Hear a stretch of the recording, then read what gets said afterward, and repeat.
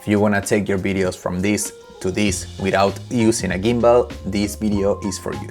Hi, I am Ali Alcantara. I'm a travel videographer based in Mexico City, and today I'm gonna share my secrets and favorite tips for getting smooth, stabilized video on the go.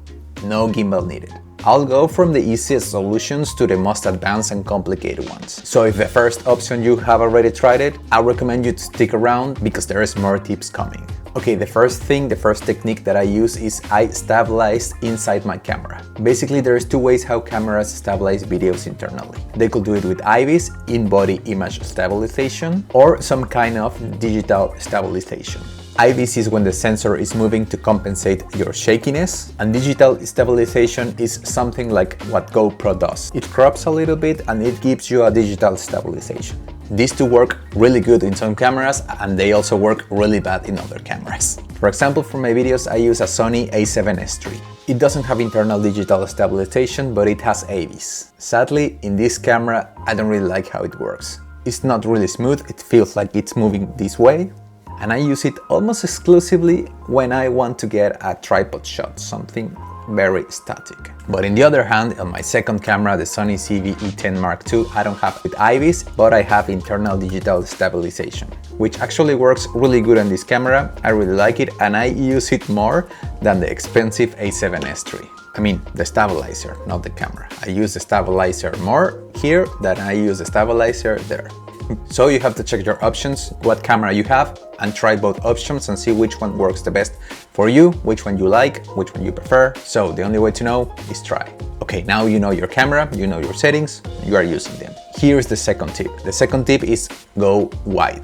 The wider your lens is, the more stable the image is gonna look. So if possible, select a wide-angle lens. The more telephoto your lens is, it's gonna be the harder to stabilize. And also, if you move, be careful, just walk like a ninja. Pretend that you are trying to be super silent, like you don't wanna make any noise. Hold your camera not too far away, but not too close either, just in the middle. That's gonna give you a good room for moving, keeping your camera stable.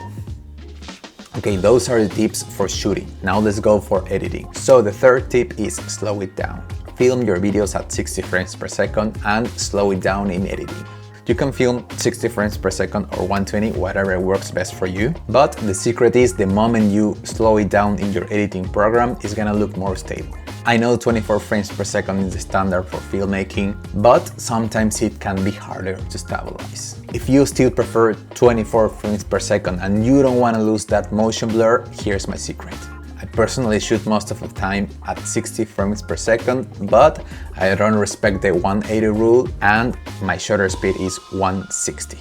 This way I keep almost the same motion blur that I get in 24 frames per second, but I have the possibility and the option to slow down my footage in post-production if I want to.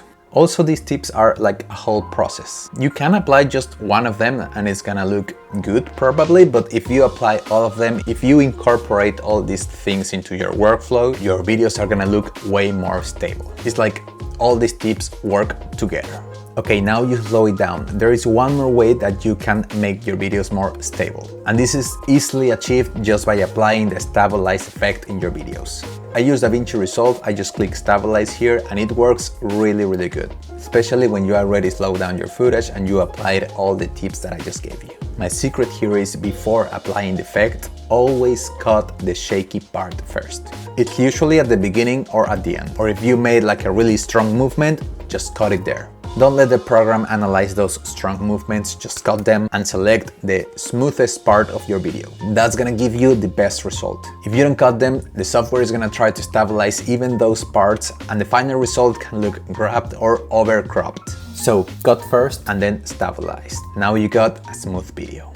Here's a pro tip: if shutter speed and motion blur is not important for you, just crank the shutter speed way up. This gives your editing software a sharper image to work with and helps the stabilizer do a better job. Also, a bonus tip for Sony users, there is this free software called Catalytic Browse. It's made by Sony and it works really good. It works the best. It uses the gyro data from your camera. It's honestly the best option, but the problem is that it takes you extra steps to stabilize your footage. Honestly, it could be time consuming. As far as I know, I've never used it because of that, but I've also heard it's one of the best options. If you want to try it, I wanted to let you know.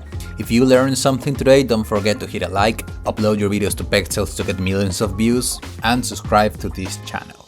I'm Ali Alcantara, thanks for watching and see you on the next video. Bye.